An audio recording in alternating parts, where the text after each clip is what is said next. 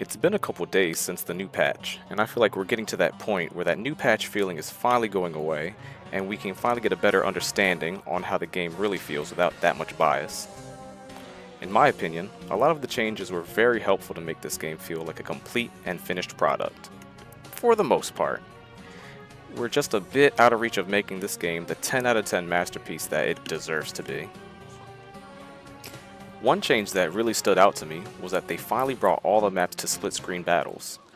This, in all honesty, really helped bring the game to a fully finished status for me, as being forced to play on only one map in a group setting gets pretty boring pretty quickly.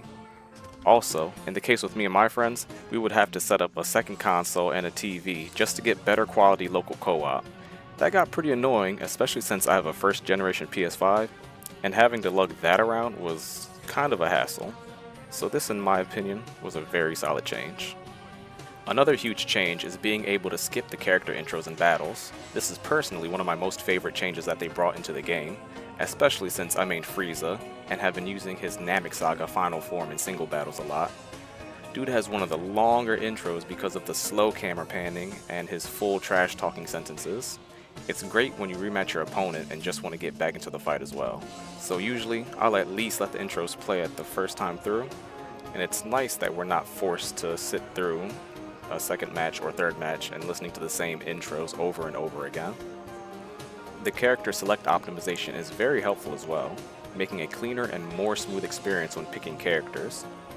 Having all the characters displayed only once really does reduce a lot of the visual clutter in the character select screen. I just wish that the filter worked a bit better. For example, when you apply any sort of filter to the character select screen, it goes back to its default. I would personally like the option to leave it in the filter down form as my default in general, but having it be a single button press anyway is still very convenient. Personally, I'm still getting used to the new combat changes. The increase of ki used in the burst dash is taking a little while for me to get used to, since before this patch, it was basically the only effective way to close in the gap on your opponent. And now if you use it, you're more than likely going to have a ki disadvantage than you are used to. I've been given the updated regular dash more tries, but it seems like a really dumb way to approach. You're literally just speeding towards your enemy's face and basically asking to get punished. I think if they were to revert the Z-Burst back to its original cost, or if they really want it to cost more than it did before, give it a slight decrease from where it is now, as I think that would be way better than what we have at this point. The lock-on function feels much better now. There were too many times where I'd be looking dead at the enemy, and the lock-on just didn't apply for a good 5 or more seconds, even though I was able to see them myself with my own eyes. Although, in some instances, I believe that you shouldn't be able to lock in as quickly as we can now, those being when someone is able to use a skill that teleports them behind you. Personally, I like to use a skill like that and fly off to give me a chance to gain a ki advantage, as well as giving me the opportunity to get the drop on someone if they haven't found me yet. Other people would use that same skill and throw out a super or start getting you in a combo, and in those instances, I do think you should be able to lock on as the combo is going on, or after the super was used.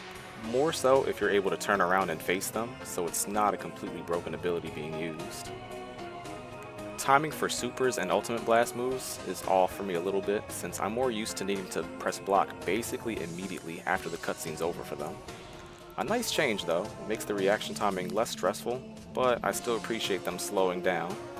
It's just a get good moment for me, and I have no problem learning how to counter these things again. The nerf to After Mid Strike was absolutely needed.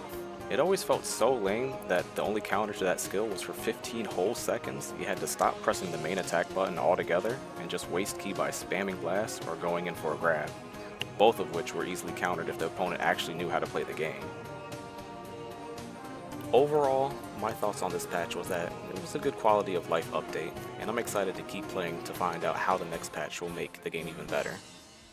I felt as if the waiting for this patch was the worst part, and I do hope that the next one doesn't have us all waiting as long as this one did, especially if there are real problems plaguing the game, especially in ranked mode.